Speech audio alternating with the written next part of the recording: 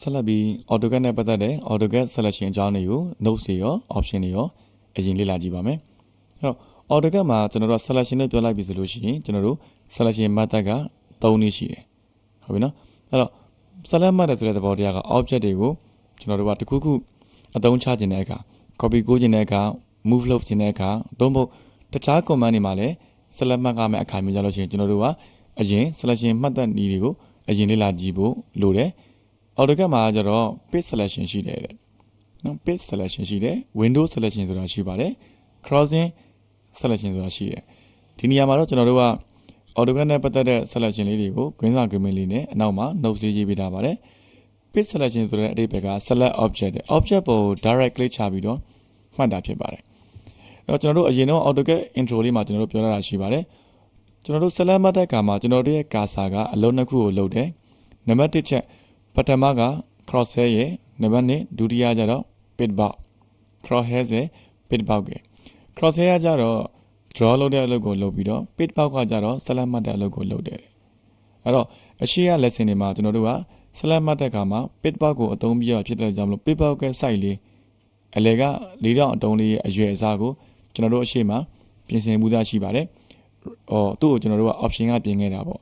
right click ထောက်လိုက်တဲ့ option တွေကမှာ selection type ကိုသွားတယ် pit box size ဆိုတဲ့နေရာလေးမှာကျွန်တော်တို့က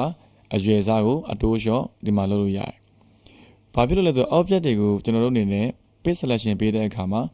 pit box လေးနဲ့ထိပြီးတော့ select mark ကတာဖြစ်တဲ့အကြောင်းမို့ကျွန်တော်တို့ရဲ့ drawing တွေမှာ pit box size တွေကအရွယ်အစားအရင်သိငယ်နေမယ်ဆိုလို့ရှိရင်ကျွန်တော်တို့ select မှတ်တဲ့အခါမှာမှတ်ဖို့မလွယ်ကူပါဘူး။ crosshair ရထိရုံနဲ့ selection ကျွန်တော်တို့က click ချပြီးမှတ်လို့မရဘူး။ pit box နဲ့ထိမှသာobject က select မှတ်လို့ရမှာဖြစ်ပါတယ်အဲ့တော့ object တွေကိုကျွန်တော်တို့အနေနဲ့လွယ်လွယ်ကူကူထိထိမိမိမှတ်နိုင်ဖို့အတွက်ကျွန်တော်တို့ AutoCAD ရဲ့ option ထဲမှာ pit box ရဲ့အရွယ်အစားကို50%မရောက်တယောက်ပေါ့နော်ကျွန်တော်ကတော့50%မရောက်တယောက်တနည်းအားဖြင့်အလဲမရောက်တယောက်ကိုကျွန်တော်တို့အနေနဲ့ချိန်ခဲ့ပြီးတော့ပြင်ဆင်ထားခဲ့ပါတယ်ဒါမှသာကျွန်တော် select မှတ်တဲ့အခါမှာဒီကောင်ကို pit box နဲ့အလွယ်အကူဆုံးထိထိမိမိမှတ်လို့ရမှာဖြစ်ပါတယ်အဲ့ဒီလို object တစ်ခုချင်းစီကိုကျွန်တော်တို့က pit box နဲ့ထိပြီးတော့ select မှတ်တာမျိုးကိုကျွန်တော်တို့အနေနဲ့ pit selection လို့ခေါ်ပါတယ်အဲ့တော့ object တွေကိုကျွန်တော်တို့ pit selection နဲ့ထိပြီးတော့မှတ်လို့ရတယ်ဒါပေမဲ့ pit selection ကကျတော့ object တစ်ခုချင်းစီကိုလိုက်ပြီးတော့မှတ်ရတာဖြစ်တဲ့ကြောင့်မလို့ object တွေအများကြီးကိုကျွန်တော်တို့ select မှတ်တဲ့အခါမှာမလွယ်ကူတော့ဘူးအချိန်ရမ်းကြာသွားပြီ object တစ်ခုနဲ့ကိုလိုက်ပြီးတော့ထိပြီးတော့မှတ်ရတာဖြစ်တဲ့ကြောင့်မလို့ object တွေများလာတဲ့အခါ object အများကြီးကို select မှတ်မယ်ဆိုတဲ့အခါမှာတော့ကျွန်တော်တို့ရဲ့ pit box က pit selection လေးနဲ့ထိရတာကအဆင်မပြေတော့အချိန်ရမ်းကြာသွားပြီဒါဆိုရင်ကျွန်တော်တို့သူ့ရဲ့အောက်မှာ selection နှစ်ခုရှိပါတယ် window selection နဲ့ window selection ကိုတော့ left to right selection လို့ခေါ်ပါတယ် window selection left to right selection မှတ်တဲ့အခါမှာကျွန်တော်တို့ရဲ့ mouse ကိုကျွန်တော်တို့ရဲ့ cursor ကို left ဘယ်ဘက်ကနေပြီးတော့ right ညာဘက်ကိုသွားမှာဘယ်ကနေညာအဲ့တော့ဒီ object တွေအားလုံးကိုအလွယ်ကူဆုံးနဲ့အလင်းမြတ်ဆုံး selection မိဖို့အတွက်ဘယ်ကနေညာသွားမှာဖြစ်တဲ့ကြောင့်မို့ကျွန်တော်တို့ object တွေကို select မှတ်တဲ့အခါမှာ object တွေရဲ့အပေါ်ဆုံးနေရာပေါ့ object ကိုကြော်လိုက်ပြီးတော့ cursor လေးကိုဒီနေရာမှာသွားထားလိုက်မယ်ပြီးတဲ့အခါမှာ click တစ်ချက်ချပါမယ် click ကို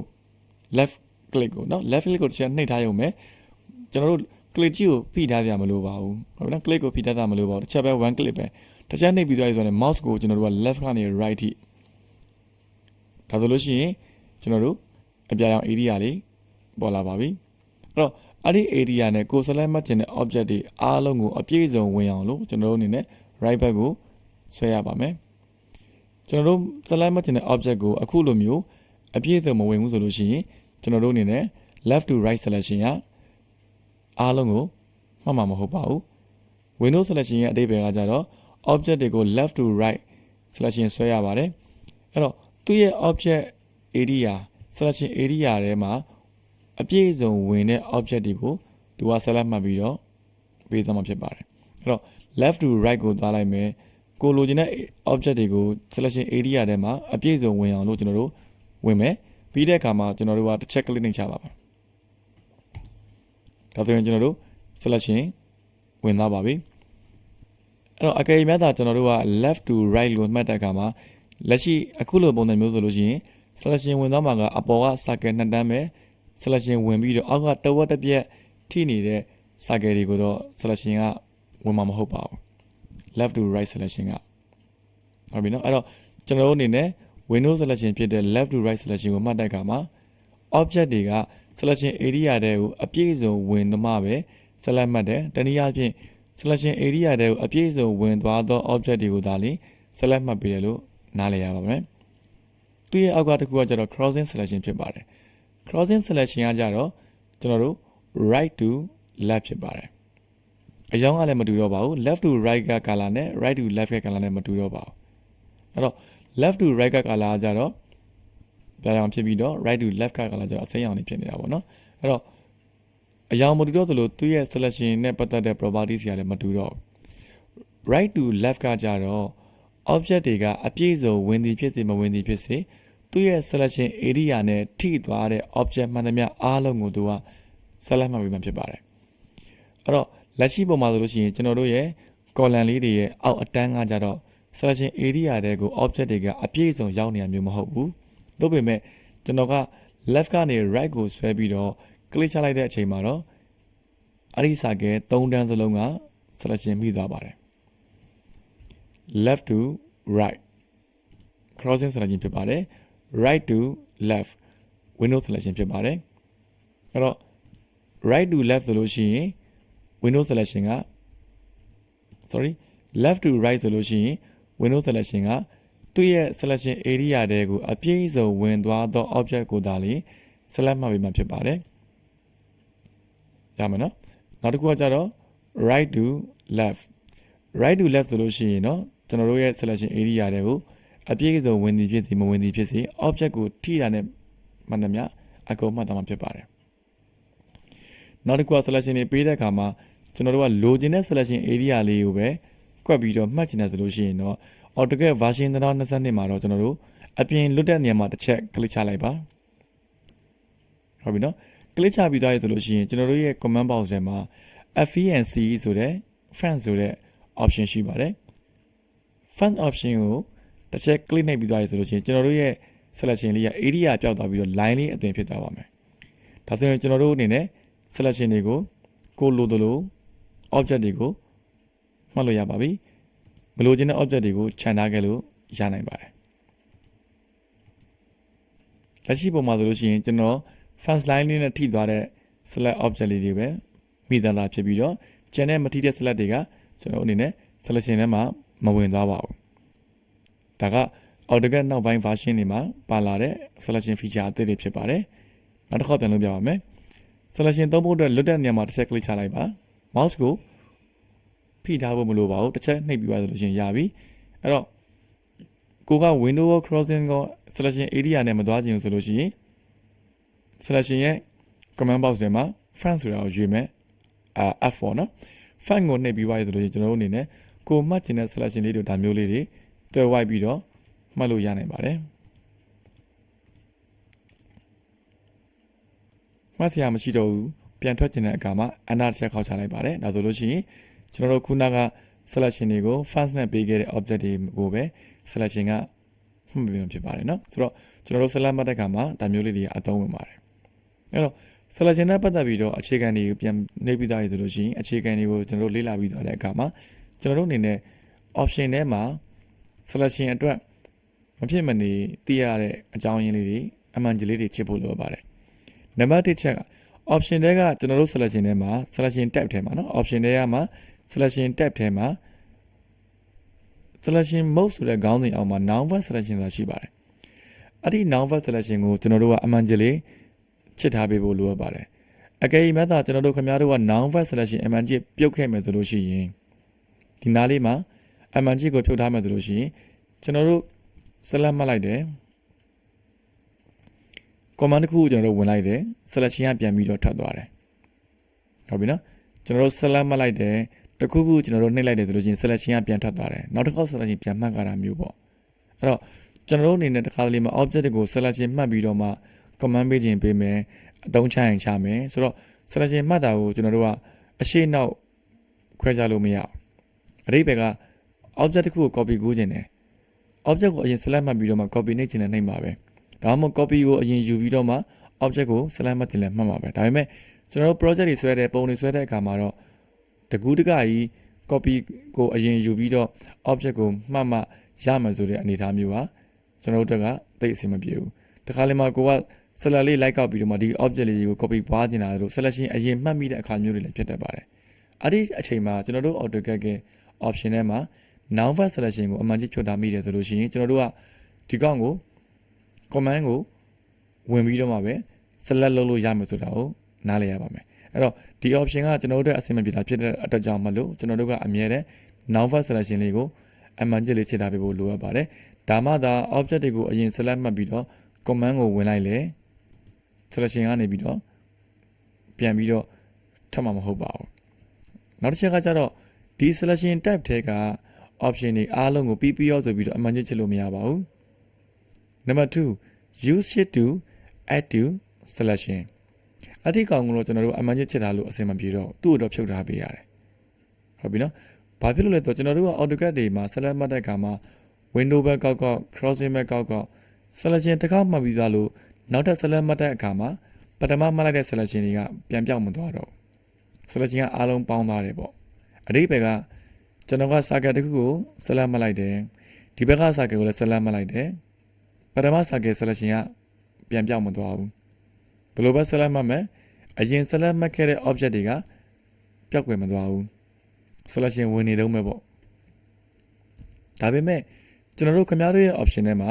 selection တွေကမှ use sheet to add to selection ဆိုတာလေး online လိုက်မယ်ဆိုလို့ရှိရင်ခုနကလိုပဲ object ကို select မှတ်တယ်ဒုတိယတစ်ခုကို select ပြန်မှတ်တယ်ပထမ selection ကပျောက်သွားတယ် object တစ်ခုကို select မှတ်တယ်ဒုတိယတစ်ခုကို select ပြန်မှတ်တယ်ပထမ selection ကပျောက်သွားတယ် select မှတ်လိုက်တယ်နောက်တဲ့ object ကို select မှတ်လိုက်တယ်ပထမမှတ်ပြီးတဲ့ selection ကပျောက်သွားတယ်သူရဲ့အဓိပ္ပာယ်က selection ကိုထပ် add ဖို့အတွက် keyboard ကနေပြီးတော့ shift key ကိုသုံးမှဆိုတဲ့အဓိပ္ပာယ်ဖြစ်တဲ့ကြောင့်မလို့ကျွန်တော်တို့ကသာအကယ်၍များ select မှတ်ပြီးသားလို့နောက်တဲ့ object တွေကို select ထပ်မှတ်မှဆိုလို့ရှိရင်ကျွန်တော်တို့ keyboard က shift ဆိုတဲ့ key လေးကိုနှိပ်ထားပေးရတယ်ဟုတ်ပြီနော်ဖိထားပေးရတယ်နှိပ်ထားပြီးတော့မှနောက် object တွေကို select မှတ်လို့ရှိရင်ပထမမှတ်ခဲ့တဲ့ object က selection ကမပြောက်တော့ဘူးပေါ့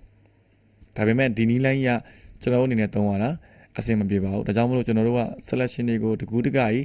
shift key နှိပ်ပြီးတော့ဖိမှတ်စရာမလိုတာဖြစ်တဲ့အတွက်ကြောင့်မလို့ကျွန်တော်တို့အနေနဲ့ shift ကိုမသုံးပါဘူးအဲ့တော့ကျွန်တော်တို့အခြေခံစမှတ်မယ်ဆိုလို့ရှိရင် selection method မှာ selection တွေကမှာ selection mode တွေကမှာ noun verb selection ကို on အားပေးရမယ် use sheet to add to selection ဆိုတာကိုတော့အမှန်ချင်းဖြုတ်ထားပေးဖို့လိုအပ်ပါတယ်ဒီနှစ်ခုလေးပါဟုတ်ပြီနော်နောက်တစ်ခုကျတော့ selection ရဲ့ color တွေကျွန်တော်တို့ AutoCAD ထဲမှာ window selection တွေ crossing selection တွေရဲ့အရောင်တွေကိုကျွန်တော်တို့ကလိုချင်တယ်ဆိုလို့ရှိရင်အပြောင်းလဲလုပ်လို့ရပါတယ်ဒါပေမဲ့ကျွန်တော်ကတော့ selection နဲ့ပတ်သက်ပြီးတော့ရှင်းစရာရှိတာတွေကိုတခါလဲရှင်းပြသွားတာဖြစ်တဲ့ကြောင့်မလို့အပြောင်းလဲလုပ်လို့ရတာတော့ရှင်းပြခြင်းနဲ့တို့ပေမဲ့အပြောင်းလဲလုပ်တာကိုတော့ကျွန်တော်အမှန်ပေးပါဟုတ်ပြီနော်အဲ့တော့သူ့ရဲ့ default color လေးတွေကပဲကျွန်တော်တို့ကပို့ပြီးတော့အဆင်ပြေပါတယ်အကယ်၍များသာကျွန်တော်တို့ခင်ဗျားတို့က AutoCAD ကိုပုံမှန်တိုင်းမသုံးခြင်းကိုယ့်ရဲ့ customize အနေနဲ့ပြုလုပ်ခြင်းနဲ့အရောင်တွေကိုပြောင်းလဲခြင်းနဲ့ဆိုလို့ရှိရင်ကျွန်တော်တို့အနေနဲ့ selection နဲ့ပတ်သက်တဲ့အရောင်တွေကိုပြောင်းလဲဖို့အတွက်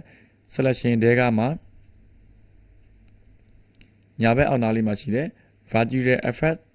setting ဆိုတာရှိပါတယ်အတိတ်ကောင်နဲ့လိုက်တဲ့အခါမှာ virtual effect setting ရဲ့နောက်ထပ် box တစ်ခုထပ်ပြီးတော့ကြာလာပါမယ်အဲ့တော့သူကဒီမှာရေးပြထားပေးပါတယ် window selection color ရဲ့ crossing selection color window selection color ကိုတော့သူက color number 150ဆိုတဲ့အရောင်လေးပေးထားပါတယ် crossing selection color ကိုတော့ color number 100လို့ပေးထားတယ်အကယ်ကျွန်တော်တို့ကအပြာရောင်လေးကိုမကြိုက်ဘူးဆိုလို့ရှိရင်အနီရောင်ဆိုလဲအနီရောင်အနေနဲ့ဒီနေရာမှာကိုလိုချင်တဲ့ selection အမျိုးအစားကိုပြန်ပြီးတော့ချိန်လို့ရပါတယ်ဒါဆိုရင်ကျွန်တော်က window ပေးတဲ့အခါမှာအနီရောင်ဖြစ်သွားပြီသူက crossing ရဲ့ window ရဲ့ဟုတ်ပြီနော်နောက်တစ်ခုကဒီ selection ရဲ့ opacity တန်ဖိုးပေါ့ပုံမှန်အားဖြင့်ကျွန်တော်တို့က object တွေကို selection ပေးလိုက်တယ်ဆိုပေမဲ့အဲ့ဒီ object တွေကိုအရောင်ကြီးကလုံးဝ 100% ဖုံးလွှမ်းသွားတာမျိုးမဟုတ်ပဲねအရောင်ကိုလည်းမြင်ရတယ်အရောင်ရဲ့အထက်ကိုဝင်သွားတဲ့ object တွေကိုလည်းမြင်နေရပါတယ်အဲ့ဒါလေးကကျတော့ကျွန်တော်တို့ ဒီ virtual effect setting ထဲမှာပါနေတဲ့အောက်က selection area ရဲ့ opacity တန်ဖိုးပါသူရဲ့ default တန်ဖိုးကတော့25လို့ပေးတာပါကျွန်တော်တို့ကအကယ်၍ opacity ကိုလုံးဝ 100% အပြည့်တင်လိုက်မယ်ဆိုလို့ရှိရင်ကျွန်တော် select မှတ်တဲ့အခါမှာအောက်က object တွေကိုမြင်ရမှာမဟုတ်တော့ပါဘူးဒါမျိုးလေးပေါ့ဒါဆိုရင်ကျွန်တော်တို့အတွက်ကအဆင်မပြေတော့ဘူးဗျဘယ် object က selection ထဲကိုဝင်သွားလဲဘယ်ကမမုံလဲဆိုတော့ကျွန်တော်တို့မသိရတော့ဘူးအဲ့ဒါကြောင့်မို့ကျွန်တော်တို့တွေက selection ပေးတဲ့အခါမှာဒီ effect setting တွေကိုကျွန်တော်တို့သူ့ရဲ့ default လေးအတိုင်းပဲထားပေးတာကပို့ပြီးတော့အဆင်ပြေပါတယ် opacity ကိုလည်း 25% ပဲထားပေးရမယ်ဒါမှသာကျွန်တော်တို့ object လေးကို select မှတ်တဲ့အခါမှာအမျိုးလေးတွေပေါ့မြင်ရမှာပေါ့နော်အောက်က object လေးတွေကိုပါမြင်နေရပါမယ်နောက်တစ်ခုကျတော့ selection ထဲမှာပဲကျွန်တော်တို့ရဲ့ imply window ဆိုတာရှိတယ် imply window ကိုကျွန်တော်တို့ကအမြဲတမ်း on နားပေးဖို့လိုရတယ်နော်တကယ်လို့ကျွန်တော်တို့ခင်ဗျားတို့က imply window ကိုပိတ်လိုက်မယ်ဆိုလို့ရှိရင်ဘယ်လိုပြဿနာရှိနိုင်လဲဆိုတော့ကျွန်တော်တို့ရဲ့ object တွေကို selection မှတ်တဲ့အခါမှာ area ရဲ့အကွက်ကြီးမပြတော့ကျွန်တော်ခု mouse ကို click ချနေပါတယ်ဒါပေမဲ့ window selection crossing selection ဘယ်လိုပဲမှတ်ကျွန်တော်တို့ area ကြီး selection area ကြီးမပေါ်လာတော့ဘူးလို့ပြောတာပေါ့နော်ကျွန်တော် pit နဲ့ကောက်မှဆိုလို့ရှိရင်တော့ select ကရတယ် window selection crossing selection တနည်းအားဖြင့် selection ကို area ပေးပြီးကောက်ကမယ်ဆိုတော့အမျိုးအစားတွေမှာတော့ပေါ်မလာတော့ဘူးသူကဒါကြောင့်မလို့ကျွန်တော်တို့အနေနဲ့ selection နဲ့ပတ်သက်ပြီးတော့လေ့လာတဲ့အခါမှာဒီအချက်လေးတွေကအဓိကကြားတဲ့အချက်လက်ဖြစ်ပါတယ်အဲ့တော့ကျွန်တော်တို့အမြဲတမ်း selection နဲ့ပတ်သက်ပြီးတော့မှတ်လို့မရတိုင်းတခုခုအဆင်မပြေဖြစ်တိုင်းဒီအချက်လေးတွေကိုအရင်ဦးစားပေးပြီးတော့ AutoCAD ကိုစစ်ဆေးပေးဖို့လိုအပ်ပါတယ်အဲ့တော့ကျွန်တော်ကအခု imply window ကိုပြန်ပြီးတော့ online ပါပြီဒါဆိုရင်ကျွန်တော်က select မှတ်တဲ့အခါမှာ area လေးပြန်ပြီးတော့မြင်ရမှာဖြစ်ပါတယ်ဒါဆိုလို့ရှိရင်ကျွန်တော်တို့အခု selection လေ့လာတဲ့အကြောင်းလေးကိုသဘောတရားအခြေခံနားလည်မယ်လို့ထင်ပါတယ်ခင်ဗျ